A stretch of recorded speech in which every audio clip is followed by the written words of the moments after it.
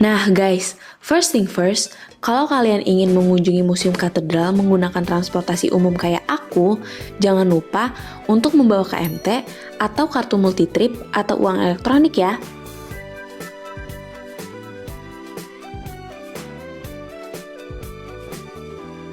Jadi, startnya itu mulai dari stasiun Klender.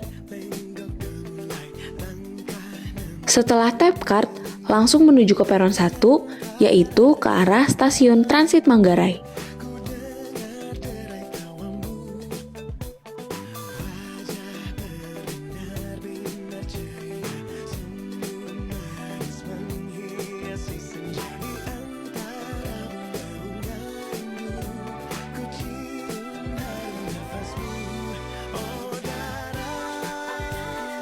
Setelah sampai di stasiun Manggarai, langsung menuju ke peron 910 yang menuju ke stasiun Jakarta Kota. Tapi, untuk menuju ke Museum Katedral, kita hanya berhenti sampai di stasiun Juanda ya guys.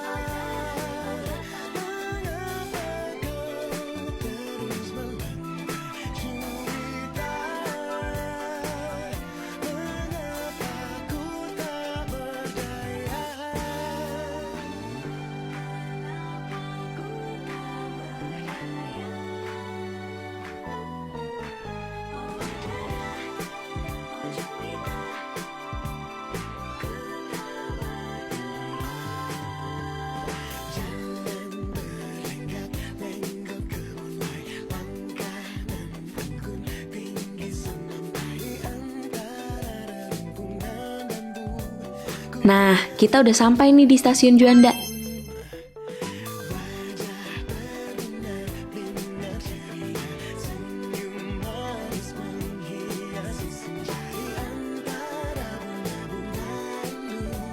Tinggal tap out deh.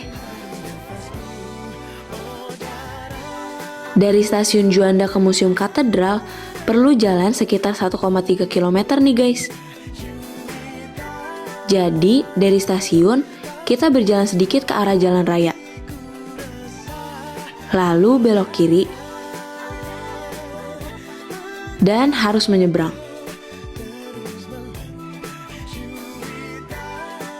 Setelah menyeberang, tinggal jalan mengikuti jalan deh.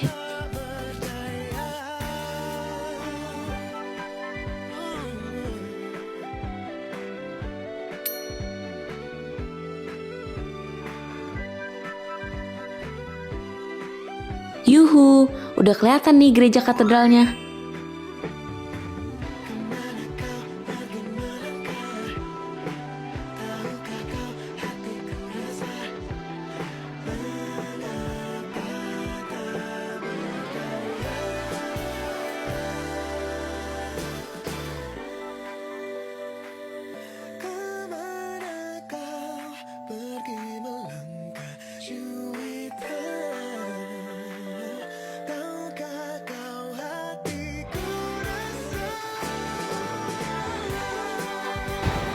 Nah, sekarang aku udah sampai nih di Museum Katedral. Aku mau jelasin dulu sedikit tentang Museum Katedral ini. Jadi itu Museum Katedral diresmikan pada 28 April 1991 oleh Ketua Konferensi Wali Gereja Indonesia yaitu Julius Darmatmaja. Nah, Museum Katedral ini menyimpan koleksi benda umat Katolik yang mengisahkan sejarah dan perkembangan agama Kristen Katolik di Indonesia. Pasti kalian penasaran banget kan? Apa sih isinya tuh koleksi-koleksi itu? Yuk ikut aku! Setelah masuk, kita langsung ke zona pertama nih, yakni zona ruang penerima. Berisi penjelasan seputar sosok Pastor Rudolphus Kuris sebagai pendiri Museum Katedral sekaligus Kepala Paroki pertama Gereja Katedral Jakarta. Di sini terdapat beberapa peninggalan sang pastor dalam sebuah etalase, seperti jubah dan mesin tik. Nah, berjalan sedikit dari zona ruang penerima, terdapat ruangan di mana kita bisa melihat replika perahu yang digunakan Pastor P. Bonike saat tewas di Selat Lowotobi, Pulau Flores tahun 1889.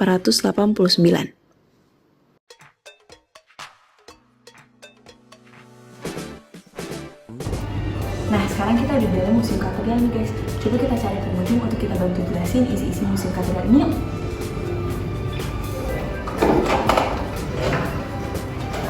Halo Dek. Ya, nama kamu siapa? Raja. Raja, kamu berkenan nggak untuk aku jelasin isi Museum Katedral ini? Iya, berkenan. Yuk. Raja, yuk kita masuk ke zona gereja bawah tanah. Jadi itu sebenarnya di sini tuh yang misalkan kondisi umat Katolik pada masa penjajahan Belanda. Jadi tuh pada masa tersebut umat Katolik dilarang untuk melakukan ibadah. Jadi tuh mereka harus sembunyi-sembunyi dari VOC di saat itu. Udah belajar VOC belum? Udah. Jadi kita tahu dong. Jadi itu sebenarnya dijelasin kalau VOC itu membawa agama Protestan. Terus dia merupakan penyebaran agama Katolik dan melarang kegiatan ibadah umat Katolik di seluruh daerah kekuasaan. Bahkan para misionaris atau pembawa atau penyebar agama dari zaman dulu itu tuh dilarang untuk singgah atau mendarat di tempat. Jadi mereka harus melakukan pelayanan atau menyebar agama secara diam-diam. Menurut kamu gimana? Menurut aku pernah nggak sih kalau aku yang sembunyi-sembunyi kayak gitu? Aku seram sih. Nah, tadi kan aku dijelasin tuh para misionaris itu pada datang ke Indonesia untuk menyebarkan agama.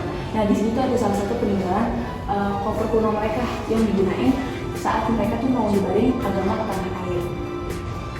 Berarti ini kopernya gede banget ya Pak? Iya, apalagi tuh dia tuh terbuat dari besi, kebayang masih kelihatan. Lanjut ke ruangan yang menampilkan sejarah awal mula berdirinya Gereja Katedral Jakarta sejak lebih dari 100 tahun yang lalu. Adapun ruangan ini bernama Zona Koleksi Katedral. Nah, tadi kan aku dijelasin pas masih kayak sebelum puasa. Sekarang udah mulai masuk nih ke awal mula Gereja Katedral ini. Jadi tuh sebenarnya dulu wilayah Museum Katedral sama Gereja Katedral tuh udah mulai dibangun sejak penerimaan kolonial Belanda. Nah, pada tahun 1826 Gubernur Jenderal Belanda yang berbeda Katolik yaitu Joseph Duns Degessenes memerintahkan seorang arsitek Belanda bernama Ekerhel untuk membangun sebuah gereja Belanda. Kira-kira penasaran nggak sih, Jak? Nggak penasaran. Kira-kira betul. Jadi itu sebenarnya si Gubernur Jenderal Belanda ini memerintahkan seorang arsitek Belanda untuk membangun gereja karena dia tuh melihat kebutuhan umat Katolik akan gereja untuk tempat ibadah saat itu. Makanya dia nyuruh arsitek Belanda untuk bangun gereja di Batavia supaya bisa jadi tempat ibadah buat umat Katolik yang akhirnya jadi Gereja Katedral ini. Gitu ya. Sekarang kita belum jadi. Udah tahu. Oke.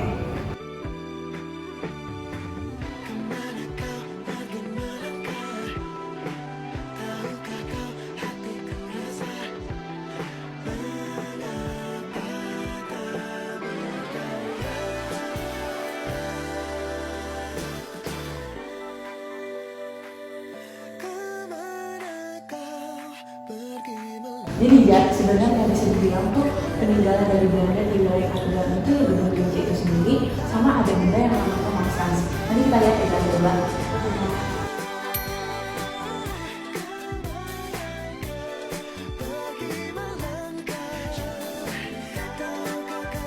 Di ruangan pertama pada lantai 2 terdapat zona masa lalu dalam pustaka yang memamerkan koleksi buku-buku tua dan benda seputar paduan suara tertua di Katedral Jakarta, bernama Paduan Suara Cecilia, didirikan tahun 1865 dan mereka bernyanyi saat pemberkatan Katedral Jakarta 21 April 1901.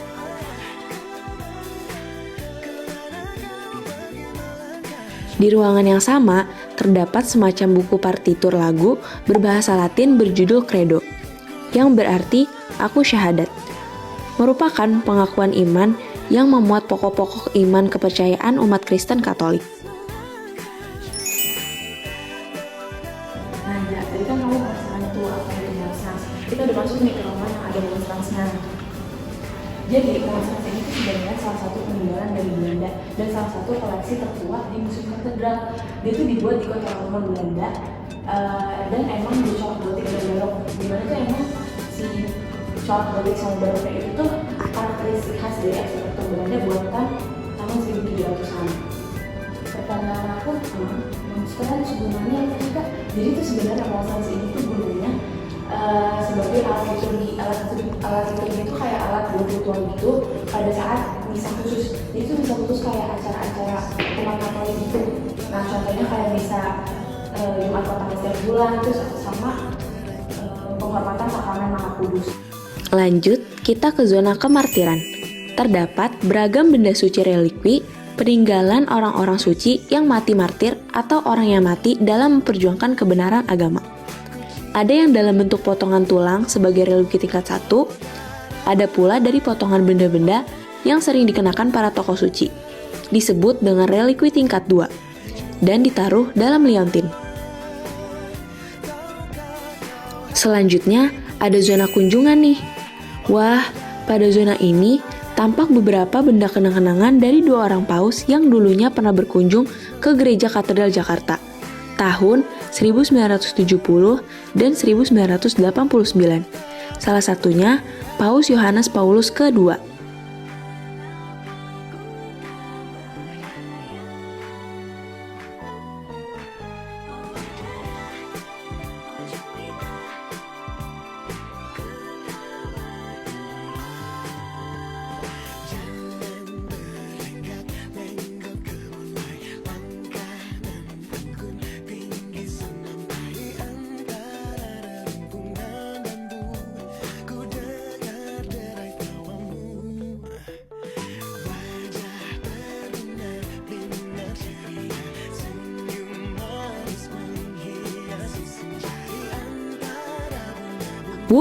Kita masuk ke zona liturgi. Di ruangan ini memperlihatkan benda-benda peninggalan seperti roman kasula atau jubah yang dipakai para imam saat perayaan Ekaristi atau misa. Selanjutnya, ada Pallium MGR Adrianus JJ Saputra SJ atas pemberian dari Paus. Dan yang terakhir, ada baju uskup orang Indonesia pertama.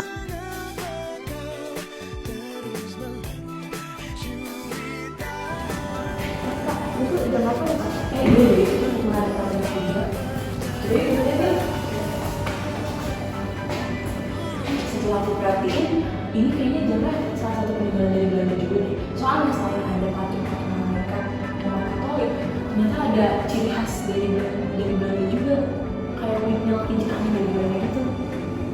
Akhirnya kita selesai nih ngeliling Museum Katedral. Makasih banyak aja udah mau ikut aku dan ngedengerin penjelasan aku. Udah paham belum nih sama isi-isinya? Udah paham. Oke, dadah.